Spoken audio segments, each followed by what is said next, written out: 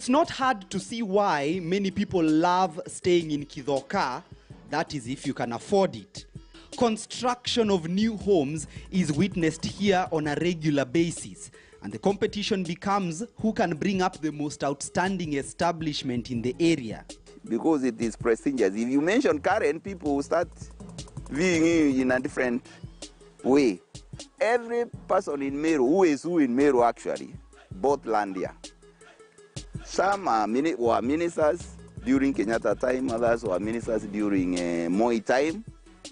Senior police officers, doctors, professors, they started settling in Kithoka. But the history of this place dates back to Kenya's independence era. The first people to explore this area did so around 1961. The area was mostly forested and used as grounds to graze cattle. There is Chogo clan, and there is an extended Chogo clan and Munido clan. Those two communities used to own Kithoka because they used to come graze their cattle here, cattle and goats. They graze here and then they go home, back home, every evening. But after Kenya attained independence in 1963, the area would witness a slight increase in human settlement. You could get an acre in exchange to a goat. Give me a goat, I give you an acre. And you see, they didn't even know what an acre is. They could not measure. So what they used to do, they used to throw a stone.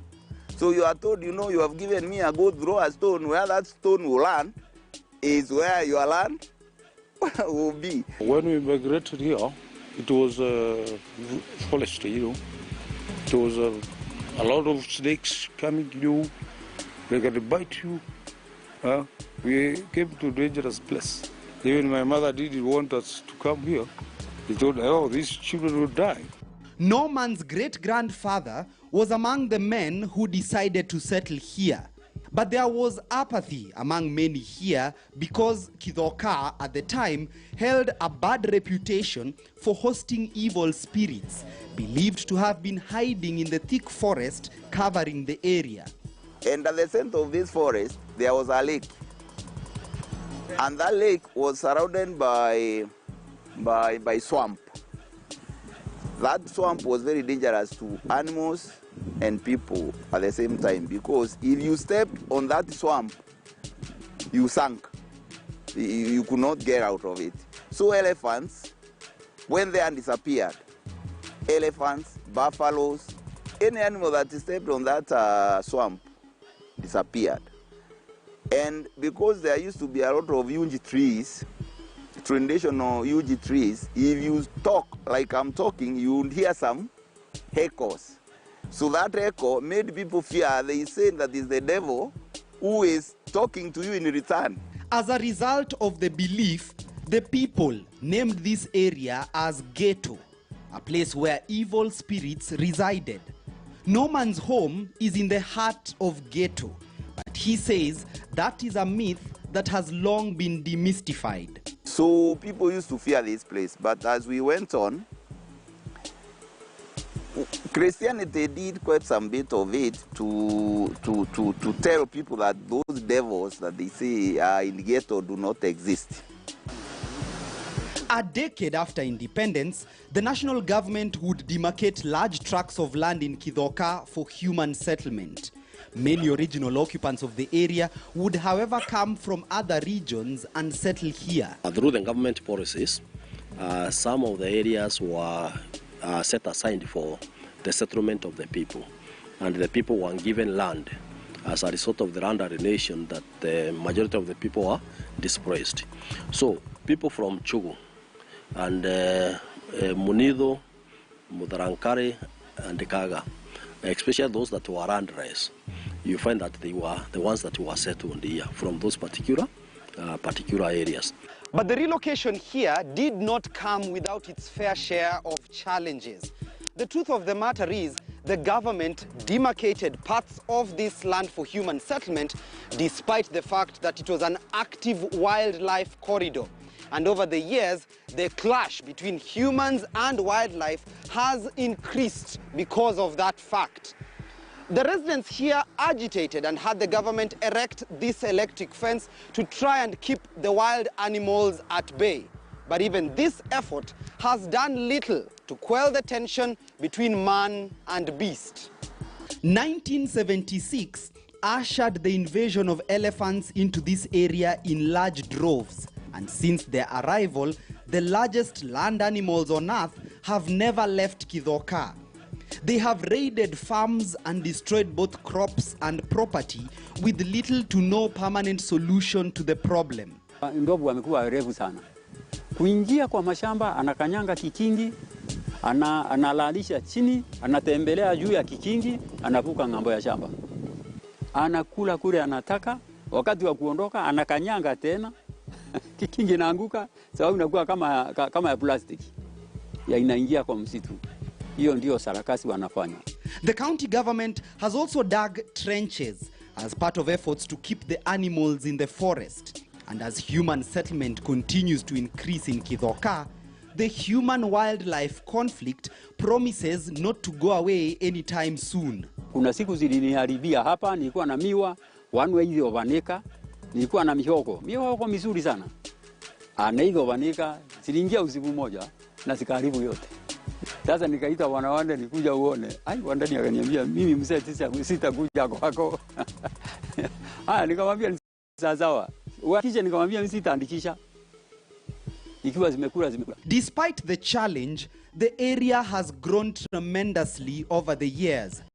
Kithoka hosts more educational institutions than any other area in Meru County. There is Meru University College just across the forest. Meru University College is neighbors to Kithoka. Kemu Methodist University is in Kithoka. There is an institution called Rimpus. Rimpus, they help, children who have no parents and have no means of living. So they are supported by that, Rimpus International. There is another institute, it's kind of a home, children home, called Amani Center. So these things have really helped this place to develop. The developments have been spearheaded by a new crop of residents from outside Meru who have chosen to invest in Kithoka. It's a diverse community found in an area that was founded more by outsiders than by natives of Meru. Tunawakaribisha vizuri sana, sababu tunajua hiki. Usipokaribisha mgeni, muwezi mkainuka. Kindevelopment muwezi. Lakini mkikaribisha wageni, mnainuka. Kungalikuwa siku kukaribisha wageni, hiyo barabara tumekuja nayo, haingetengenezwa hivyo mmeona. Kwa hivyo tumekubaliana, barabara ifanywe hivyo. Hatungalikuwa na maji mazuri, siku hizi tuna maji, kila mtu ako na maji kwa nyumba. Mewazi wameleta.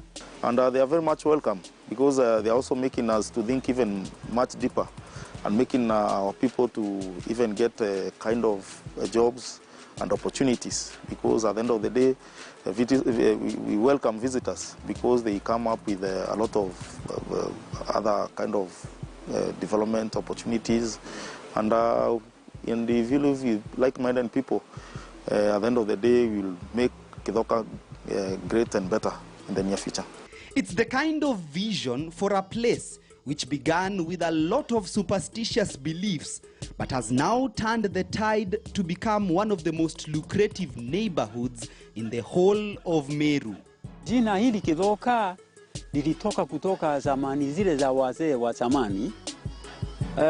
Wale walikuwa naishi hapa kwenda njia hii ni Samburu. Zamani zile ni Samburu. Kwa hivyo Kithoka ni kwenda kuingilia wengine.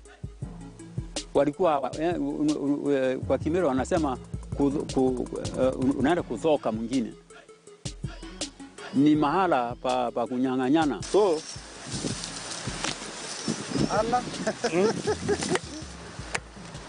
sheria mirau huwezi panda na viatu. Umeconvert from a resident to a farmer instantly. Tuna mamira vizuri. Unapeleka soko, watoto wanapata kitu ya kula.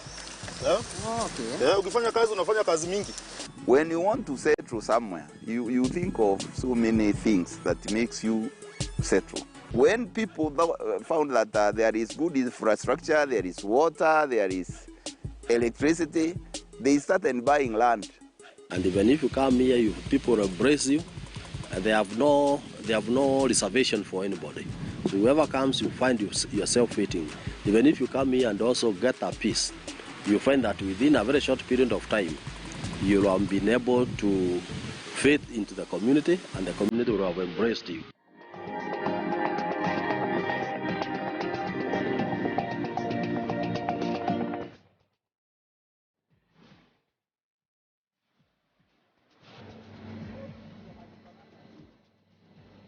The origin of the name Mabati is Mabati Rolling Mills.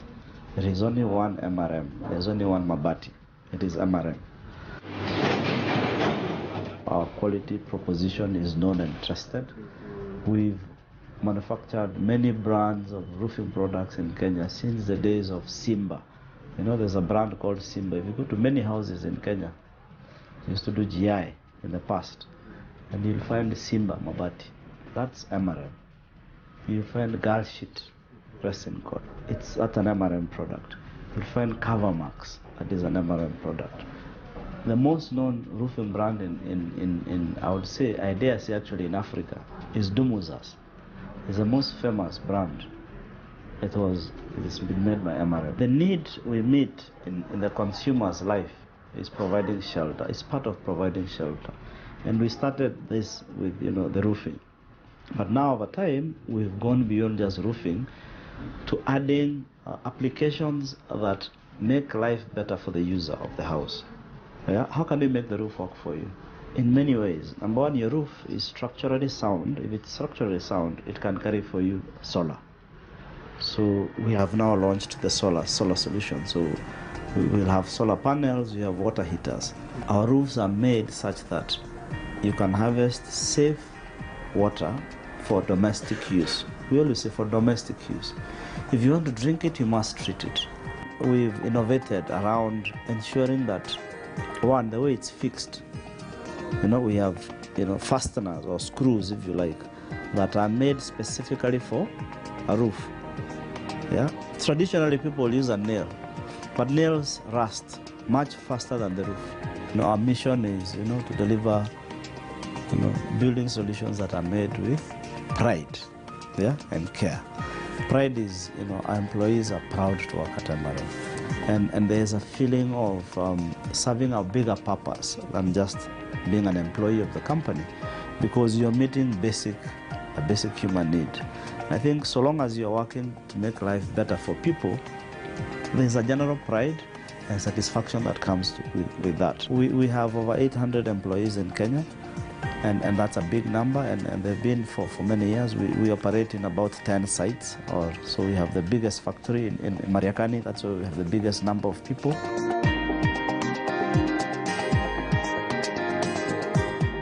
So we have 4 pillars that guide our CSI. One is education. So we are providing education or playing in the education pillar. We have health, and health is very important for us. We have a hospital at Mariakani which is treating now over 40,000 patients every year, at a very low fee, if you say, almost free. And it's growing over time. The services have widened. It started out as a staff clinic, but was open to the community around Mariakani, and it's one of the best hospitals in Kwale as a county, actually.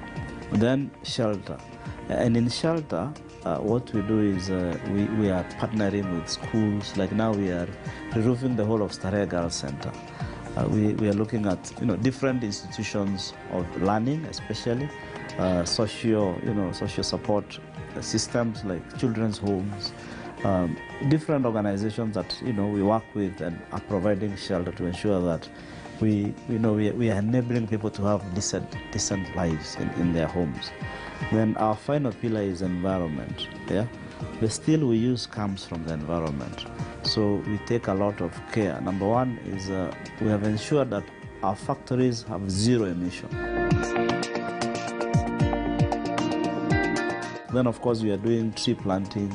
We are now, I think, targeting a project in the coast. We are doing 1 million trees. We've partnered with KFS to replant a lot of forest in Kenya.